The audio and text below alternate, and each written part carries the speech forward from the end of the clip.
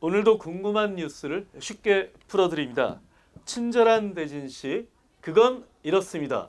빠라바라바라밤. 지난 시간에 이어서 계속 빵빠르로 가시네요. 바뀌었어. 살짝 바뀌었어. 살짝 바꿔. 전에 거가 더 좋아. 빠라바라밤. 빠밤. 빠라바라바밤. 이게 빠밤 있고 그 다음에 한 게 우리가 빠라바라밤. 빠라바라밤. 빠라바라밤. 이건 이제 또 전통적인 마지막에 빠라바라밤.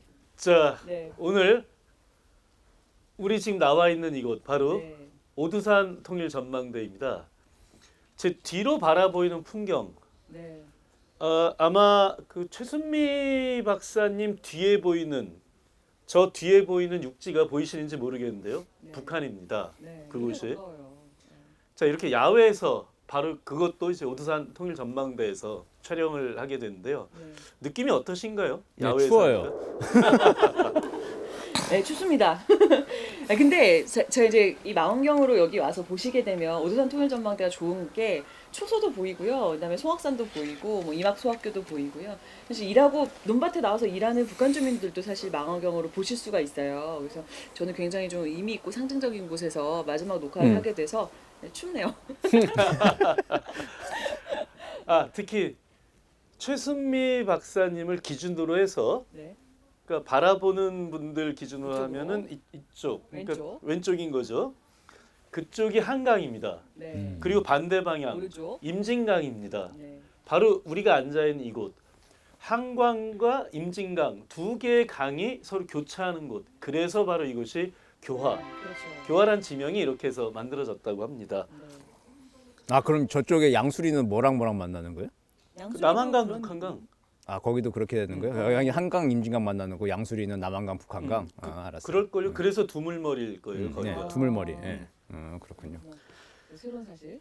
교화와 양수리, 두물머리. 알겠습니다. 아니 오늘 저기 본격적으로 이제 우리 일을 해야 될 거 아닙니까? 네. 오늘 교수님 전해주실 소식 어떤 겁니까?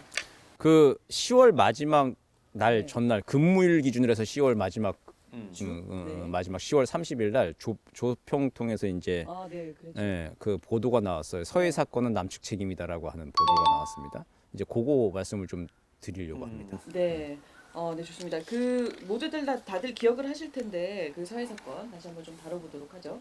예, 9월에 이제 서해에서 우리 측 그 공무원이 월북이든 표류든 어쨌든 경위가 어떠하든 간에 비무장 민간인인데 그 상태에서 이제 북한군의 총격에 의해 사망한 사건이 발생했죠. 그리고 네. 지금 아직 시신을 수습하지 못하고 실종되어 있습니다. 네. 그리고 거기에 대해서 우리 측이 남북 공동조사 등 강하게 좀 문제 제기를 그렇죠. 좀 하고 있는 상황에 김정은 위원장의 발빠른 사과 네. 통지문이 먼저 왔습니다. 미안하다 이렇게까지 이야기를 네, 했었죠. 먼저 일단 왔어요.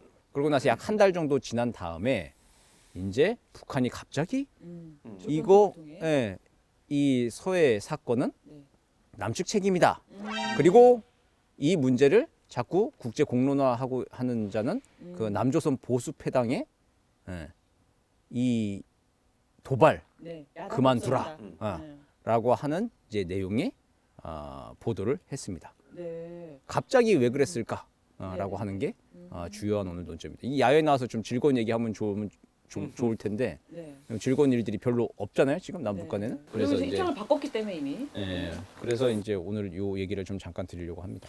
그러니까 사실은 저도 그 논평을 보면서 굉장히 의아했던 것이 사실은 김정은 위원장이 미안하다고까지 이야기를 했어요. 그렇죠. 자, 그랬는데 물론 실제 그 책임이 글쎄요. 뭐 남쪽에 월경을 하려는 사람을 그 월경의 이유가 무엇이 됐든지 간에 그것에 대한 관리가 잘 안 됐다.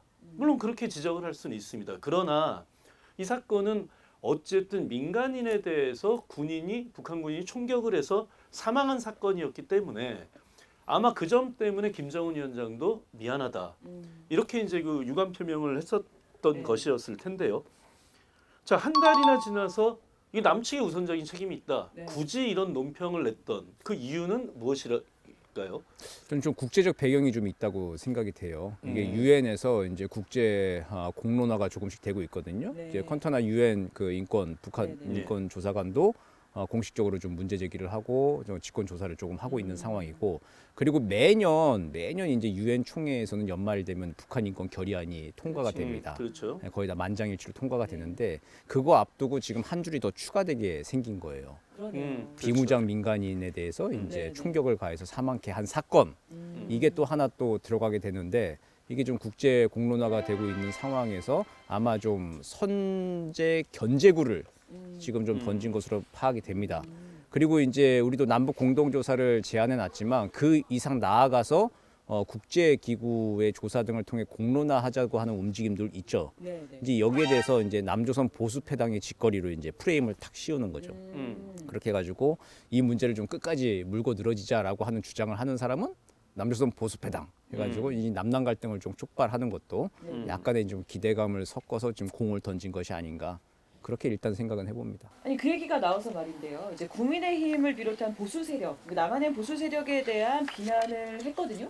근데 갑자기 그 비난의 화살을 그 남한의 보수 세력 쪽, 즉 남한의 야당 쪽으로 돌린 속내는 뭘까요? 그러니까 이게 우리 지금 일반 국민들 정서의 대북 여론이 많이 안 좋아지고 그렇죠. 있잖아요. 일단 우리 비무장 민간인이 가서 이제 사망한 사건이기 때문에 거기에 대해서 대북 여론이 안 좋아지고 있고 그럼 여기에 대해서 끝까지 좀 조사하자. 네. 책임을 묻자. 북한한테 뭔가 그래도 얘기를 좀 듣자라고 하는 사람은 다 보수 패당이 돼버리는 거죠. 그렇죠. 북한의 논리대로 북한의 한다면은 입장에서 북한의 논리대로 한다면 그렇게 돼버리는 건데 그렇게 해서 이제 우리 안에서 이제 내부에서 예전처럼 그렇게 남남 갈등이 좀 일어나기를 조금 바라는 전략적인 그 견제구일 수도 있는데 근데 잘 먹히고 있는 것 같지는 않아요 이게 그러게요. 별로 뉴스도 그냥 타지도 네, 못하고 별로 신경들을 안 쓰거든요 사람들이 보통 예. 오히려 저희는 지금 미국 대선에 더 미국 관심을 대선 갖는 문제고요. 것 같은 그리고 느낌인데. 그리고 이제 더 좀 화가 날 수가 있죠. 지금은 예전하고 좀 시대가 좀 많이 변했고 네. 국내 여론도 좀 대북 여론도 관점도 좀 많이 변했기 때문에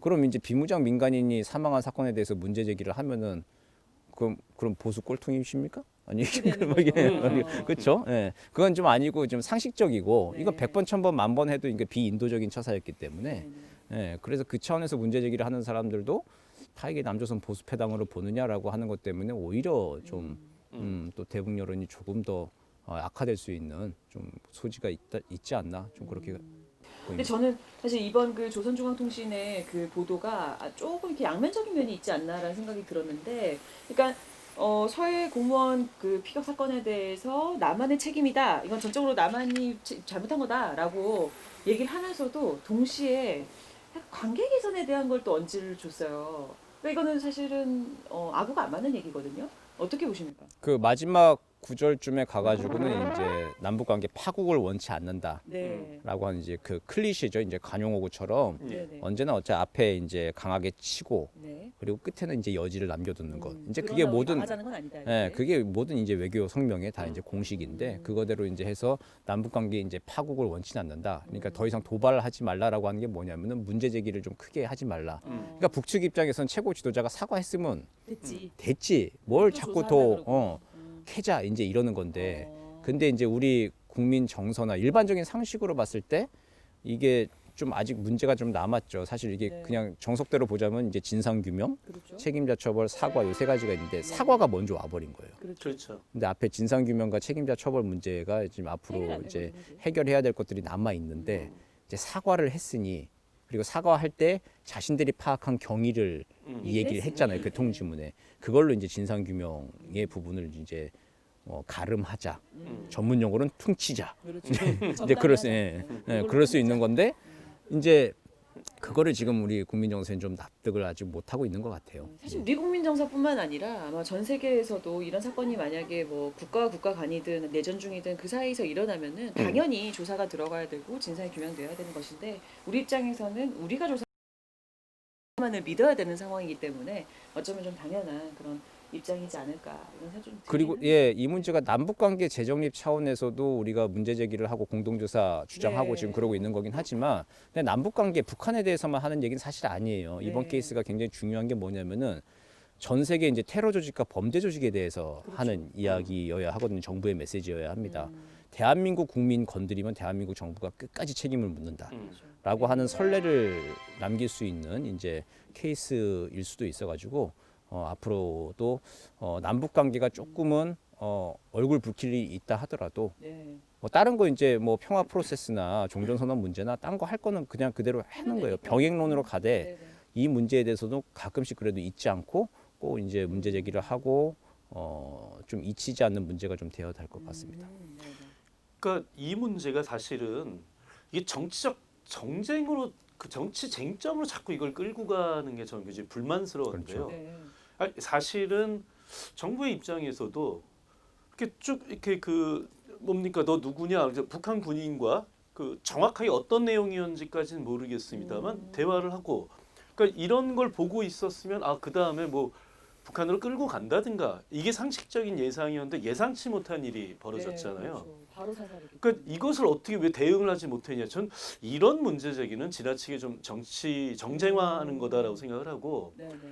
특히 이 문제를 해결하기 위해서 난 북한 쪽에 대해서도 얘기하고 싶은 것이 네. 당신들이 잘못했다고 사과를 했으면 이 문제를 미안하다고 했으니까 정말로 어떻게 해야 이런 식의 문제가 재발하지 않을까 이것에 대해서 남과 북이 함께 머리를 맞대자. 왜냐하면 북한의 입장에서도 자기들 말에 따르면 코로나 방역 문제라든가 이런 것 때문에 했다 그랬는데 그러니까 그랬을 때는 이 문제가 이렇게 커질 거다 생각 못 했겠죠 사실은. 그렇죠. 자 그런데 이런 문제들이 굉장히 중요하고 커지는 문제다라고 하는 것이 북한에 있어서도 하나의 학습 효과로 남아야 된다고 생각이 들고요. 선례로 남겨야 됩니다. 그렇죠. 그래서 함께 남과 북이 오히려 역설적인 이야기가 될 수도 있겠습니다만 이런 식의 그 문제가 앞으로도 터지지 않게끔 남과 북이 협력해서 이것을 사전에 예방할 수 있는 무엇인가의 제도화를 하자.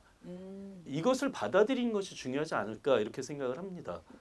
이제 장기적으로 이제 그렇게 제도화 시키는 것도 중요하고 근데 단기적으로는 풀 수 있는 그러니까 네. 최소한의 조치들이 있습니다. 인도적 차원의 조치들이 필요하다고 저는 생각이 네. 되는데 이게 유가족이 있는 문제예요. 그렇죠. 네. 이게 무슨 중대 범죄를 저지르고 도주하고 있던 사람도 아니었고 경위가 어쨌든 간에 정상적으로 사회생활을 하고 있다 한 가장이 근무하러 갑자기? 나갔다가 지금 네. 집에 돌아오지 못하고 실종된 사건이거든요. 시신을 찾지 못하고 예. 유족이 분명히 있는 문제인데 그에 대해서 남북 당국이 인도적 차원의 협조를 통해서 어쨌든 해상에서라도 네. 유족들한테 좀 장례식이나 그런 거라도 좀 허용을 좀 하면서 이게 그래야 이제 좀 우리 국민 정서도 좀 녹이고 그렇죠. 그리고 유족분들도 지금 얼마나 이게 무슨 상황인지 모르고 잘 답답하죠. 답답하신 것 같아요. 억울하고. 거기에 대해서 어쨌든 기본적으로 네. 가족이 가족한테 할 수 있는 최소한의 예는 할 수 있도록 남북 당국이 인도적 차원에서 협력을 하면은 거기서 또 다른 새로운 협력의 물꼬들이 트일 수 있을 겁니다. 이제 이런 점을 좀 놓고 좀 전향적으로 좀 판단을 했으면 좋을 것 같아요.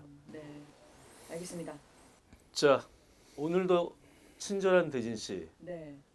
역시 친절했죠 이 정도면. 네. 그럼요. 어두운 사실이긴 합니다만 그 이야기를 아주 좀 쉽게 좀 풀어주신 것 같습니다. 어쨌든 친절한 대진 씨, 이 지금 마지막 마무리 발언 해주신 것처럼 정말 이 불행하고 가슴 아픈 일 네. 이것이 다시는 재발되지 않도록 남과 북의 협력을 통한 한반도의 평화 정착이 네. 앞으로 꼭 빠른 시일 내에 이루어졌으면 하는 이런 바람입니다. 오늘도 친절한 설명 대단히 감사합니다. 네, 감사합니다.